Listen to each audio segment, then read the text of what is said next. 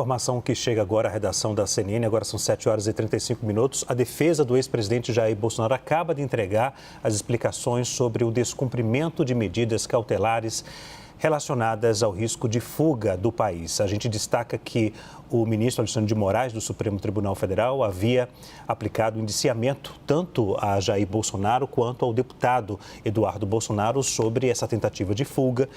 O relatório da Polícia Federal foi apresentado, no caso, divulgado esta semana, e agora, em um prazo, antes do prazo, que o prazo até então era às 8h34, né?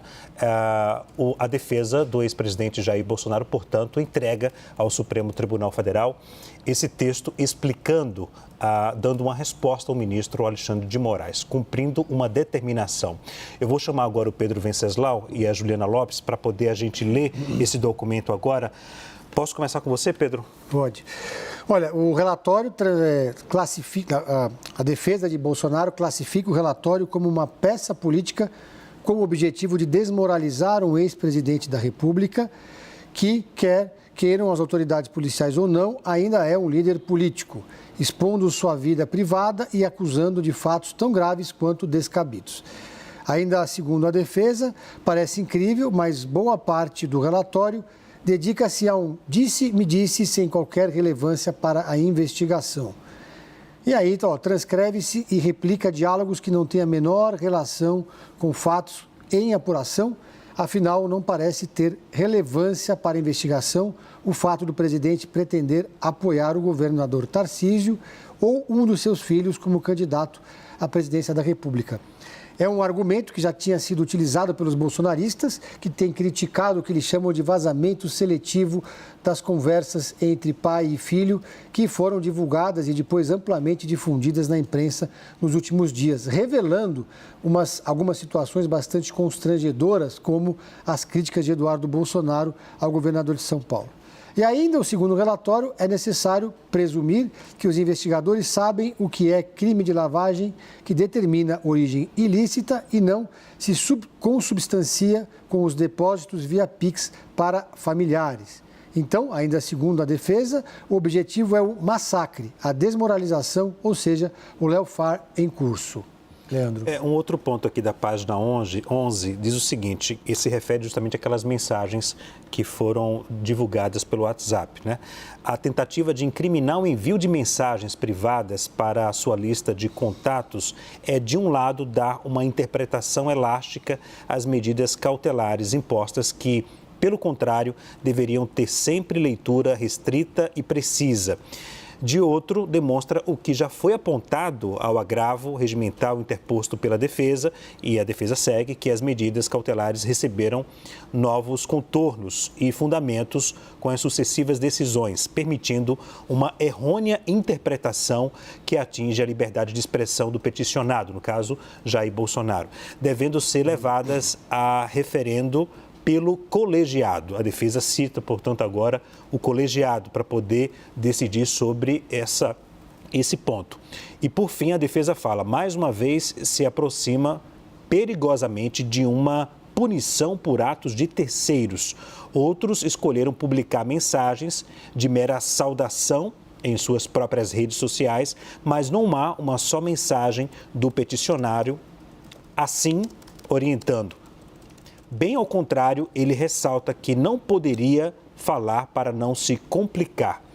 Juliana? Vou chamar a atenção, Leandro, por o que está sendo visto ali pelo entorno do bolsonarismo, por todos os políticos, como um ponto mais sensível dessa investigação, que é o pedido de asilo político do ex-presidente Jair Bolsonaro à Argentina.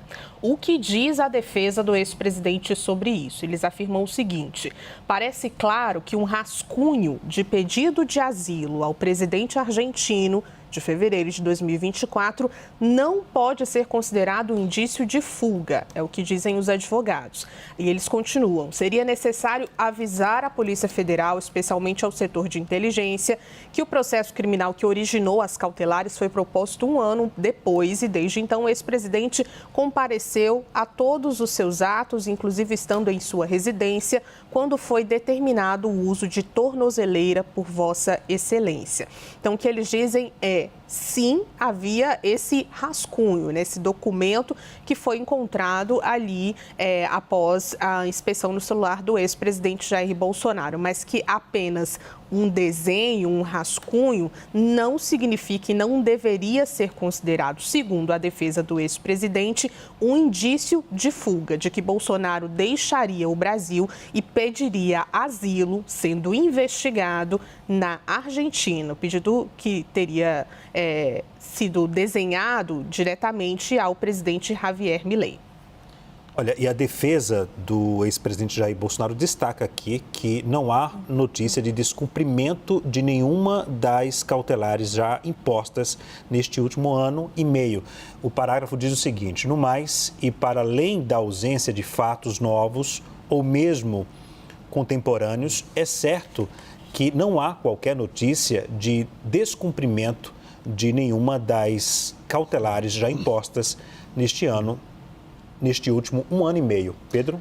E também um destaque aqui que trata das mensagens recebidas de telefone de Braga Neto.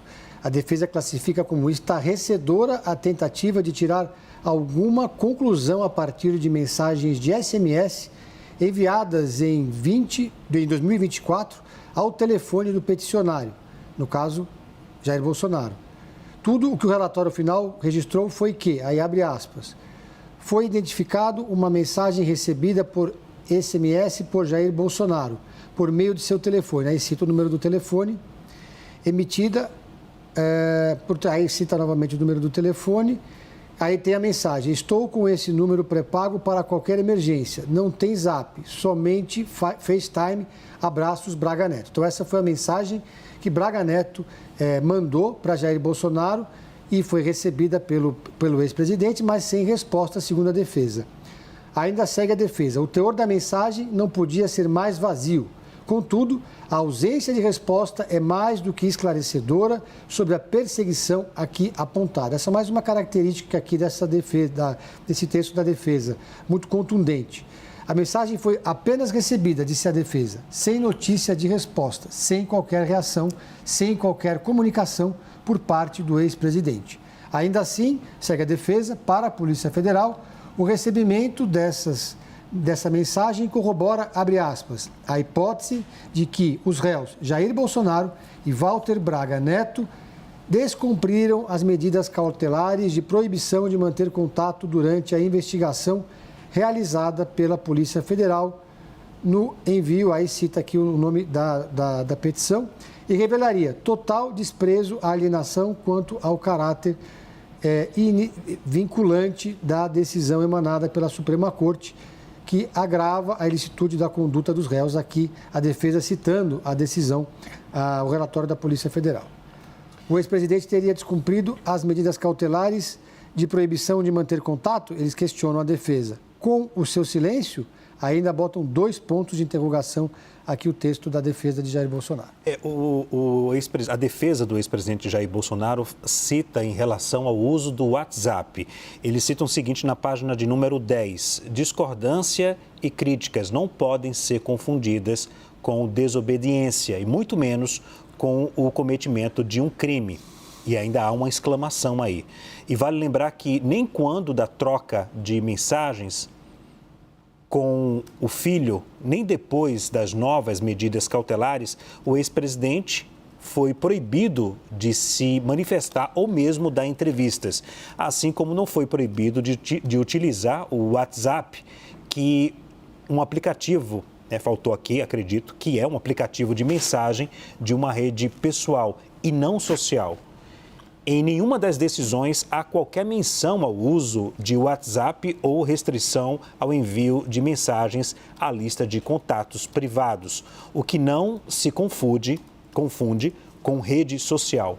Ju? Eu vou chamar a atenção mais uma vez para essa questão da fuga, porque tem aqui uma página, a partir da página 5, Leandro, tem uma explicação mais ampla ali da defesa sobre essa questão, né, da possibilidade de fuga do ex-presidente Jair Bolsonaro e, por isso, de acordo com os investigadores, isso poderia ali abrir um caminho para que essa prisão domiciliar fosse revertida para prisão preventiva. O que eles dizem é o seguinte, é um fato, inclusive, só para eu chamar aqui a atenção, que está sendo bastante colocado pelos bolsonaristas. bolsonaristas, né, que tem esse rascunho com uma data ali anterior à prisão domiciliar do ex-presidente Jair Bolsonaro. E o que diz a defesa sobre isso? Olha, para se aventar uma prisão preventiva, seria preciso haver um fato contemporâneo, ou seja, depois da domiciliar, Bolsonaro ter ali, no caso, feito esse movimento de descumprir as regras da prisão domiciliar.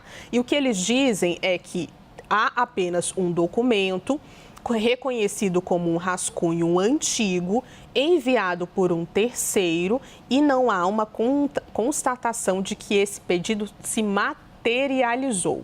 Então, o que eles afirmam é: ainda que existisse um rascunho, é apenas um rascunho sem data. E se ele existiu, a fuga não existiu porque esse rascunho não foi colocado na prática, não foi colocado em prática, desculpa. Então, que esse risco de fuga do Brasil para a Argentina não deveria ser considerado, no entendimento dos advogados, pelo judiciário para fazer com que isso fosse colocado ali no pacote de descumprimento das ordens a partir da prisão domiciliar do ex-presidente.